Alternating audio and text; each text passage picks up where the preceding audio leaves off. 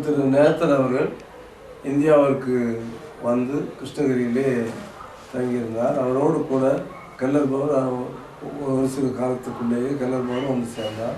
இருவருமாக சேர்ந்து வாணியம்பாடி பருகூர் இந்த இடங்களை கடந்து வந்து ஆம்பூரில் மோனையர் இங்கே வந்துட்டார்.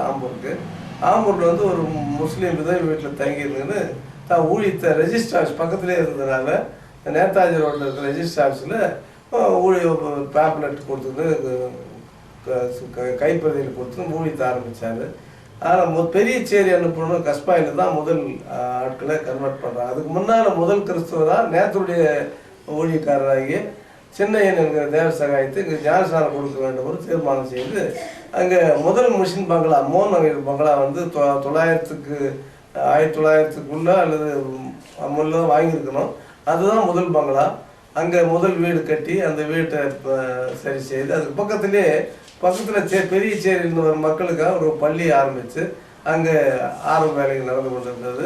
அந்த இடத்துல தான் அவங்க ஆராதனை செய்தார். அந்த இடத்துல தான் சின்னையனுக்கு ஏறக்குறைய 3 மணி நேரம் அந்த ஞானஸ்நான கேள்வி கேட்டு அதில் அந்த ஞானஸ்நானம் கொடுக்கப்பட்டது. சின்னையன் என்பவர் அவருடைய பங்களாவிலேயே வேலை செய்து கொண்டு ஒரு ஊழியக்காரர். அந்த ஊழியக்காரர் தான் முதல்ல ஐஏஎஸ் கிறிஸ்தவர் என்று எழுதப்பட்டிருக்கிறது.